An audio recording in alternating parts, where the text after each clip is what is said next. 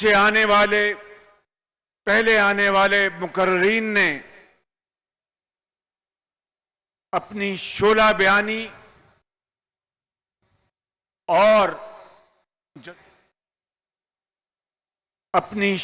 بیانی اور جذبات کا اظہار کیا. بلوچستان کے مقررین نے جو بلوچستان کے حوالے سے جن محرومیوں کا ذکر کیا، پی ڈی ایم ان کے ساتھ نہ صرف بھرپور اظہار یکجہتی کرتی ہے، بلکہ میں ان کو یقین دلاتا ہوں کہ پاکستان مسلم لیگ نون کے قائد میاں نواز شریف اور ہماری جماعت ان کے ساتھ ان کے معاشی اور سماجی اور قانونی حقوق دلانے کے لیے ان کے ساتھ بھرپور شامل ہے اور کھڑی رہے گی. میرے بزرگوں، بھائیوں اور بہنوں،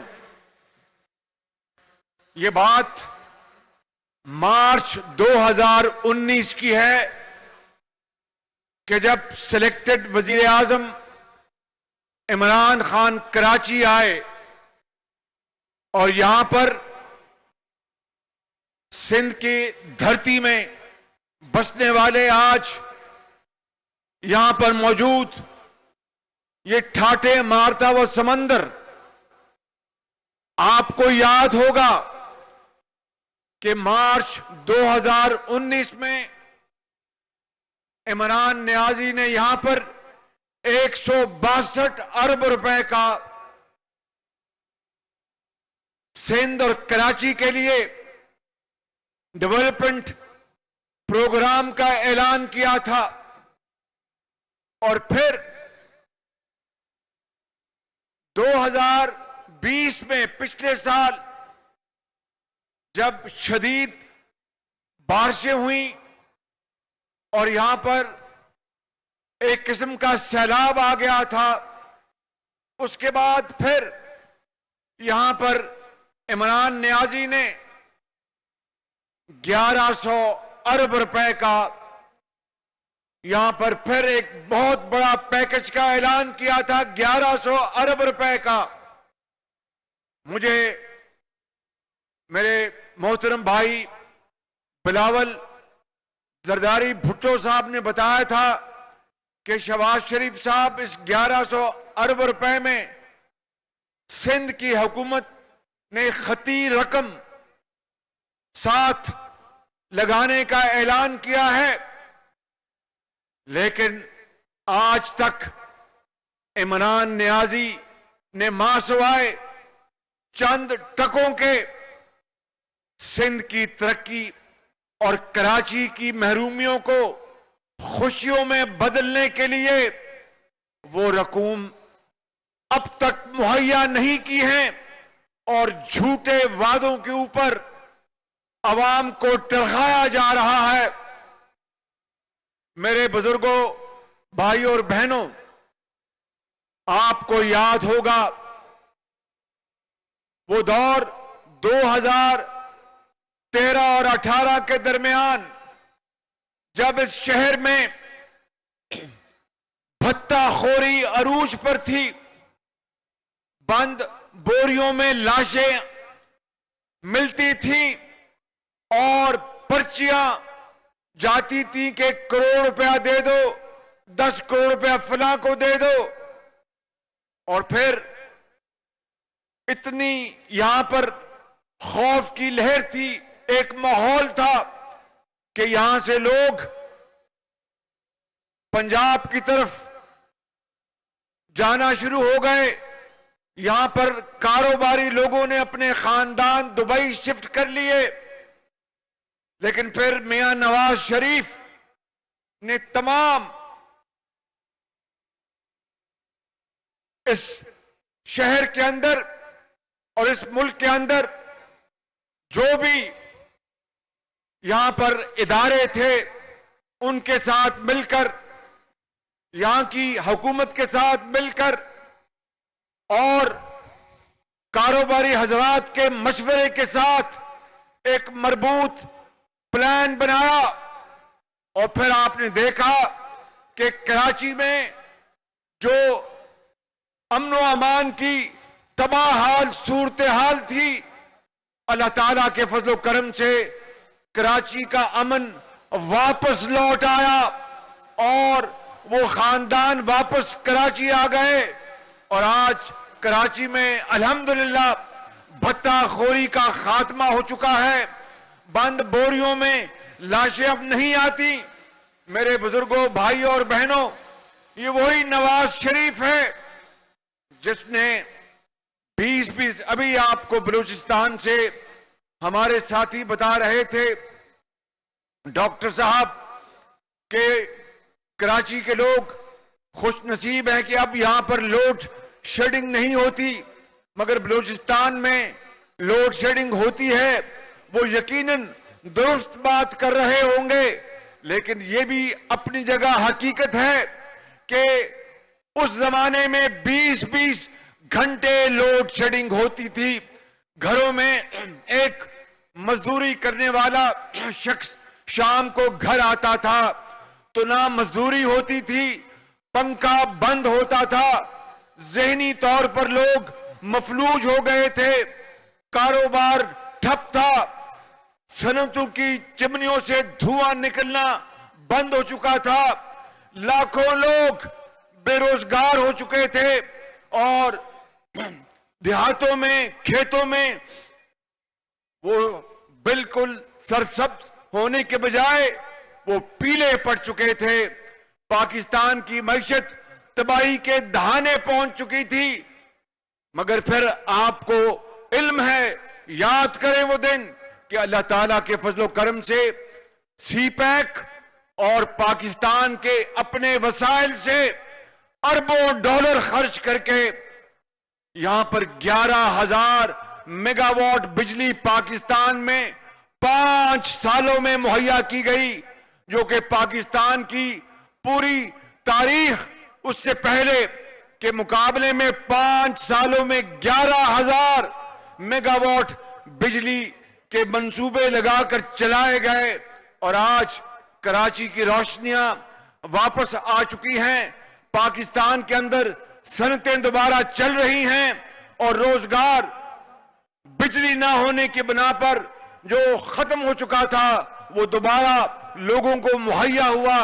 یہ وہ نواز شریف کی قیادت میں یہ حقیر خدمات، کراچی کے عوام سے میں یہ گزارش کر رہا ہوں، اپنے سندھ کے بھائیوں اور بہنوں سے گزارش کر رہا ہوں کہ آپ کو یہ بات اچھی طرح علم ہے، مگر آج یہ عمران خان نیازی جو دن رات جھوٹ بولتا ہے، دن رات دروغ گوئی کرتا ہے، یہ وہی شخص ہے جو کنٹینر میں کھڑے ہو کر کہتا تھا کہ اگر روپیہ ڈالر کے مقابلے میں 1 روپیہ گر جائے تو سمجھو کہ وہ وزیر اعظم کرپٹ ہے۔ کہتا تھا کہ اگر بجلی کے بل ان میں اضافہ ہو جائے تو وزیر اعظم کرپٹ ہے۔ کہتا تھا کہ اگر لوگوں کو مہنگائی سے واسطہ پڑے تو وہ حکومت کرپٹ ہے۔ آج میرے بزرگوں، بھائیوں اور بہنوں، مجھے بتاؤ اپنے دل پر ہاتھ رکھ کر کہ کیا چینی سستی ہوئی؟ بتائیں مجھے زور سے، کیا آٹا سستا ہوا؟ زور سے بتائیں نا، وہاں پر بنی گالا آپ کی آواز جانی چاہیے۔ آٹا سستا ہوا، بجلی سستی ہوئی، گیس سستی ہوئی، ہر چیز اس وقت آسمان سے باتیں کر رہی ہے۔ عمران خان تو 350 کنال بنی گالا کے محل میں بیٹھ کر ریاست مدینہ کی بات کرتے ہیں۔ میں ابھی حضرت مولانا سے خلافت راشدہ کے زمانے کی میں وہاں پر ان سے گفتگو کر رہا تھا اور ان سے کچھ سیکھ رہا تھا۔ 350 کنال کے گھر میں بیٹھ کر ریاست مدینہ کی بات کرنا میں سمجھتا ہوں کہ اس سے بڑی اور کوئی خطا ہو نہیں سکتی.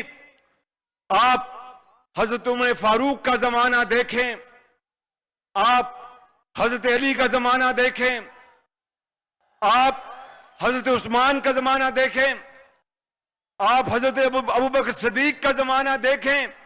کس طریقے سے مدینے میں کوئی بھوکا سو نہیں سکتا تھا اور خود اپنے کاندھوں پر گندم کی بوری لے جا کر اس خاندان کے حوالے کی. کس طرح وہاں پر انصاف ملتا تھا. یہ شخص آج کس طرح قوم کو گمراہ کر رہا ہے.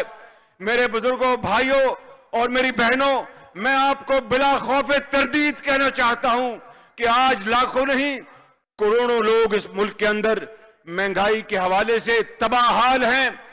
ان کی مہنگائی نے ان کی کمر توڑ کے رکھ دی ہے. اس عمران خان کو کیا پتا جو کہ اس محل میں رہتا ہے اور ہیلی کاپٹر میں اپنے گھر سے دفتر روز ہیلی کاپٹر میں جاتا ہے, اس کو کیا پتا کہ لانڈی میں, مہران کی وادیوں میں, بلوچستان کے سنگلاخ پہاڑوں میں اور KPK کے برف پوش پہاڑوں میں اور پنجاب کے میدانوں میں غریب خاندان کس طور زندگی بسر کر رہا ہے. ایک وقت کی روٹی کو ترستا ہے. بیمار ماں کے لیے, بیمار بیٹی کے لیے علاج کے لیے پیسے نہیں ہیں.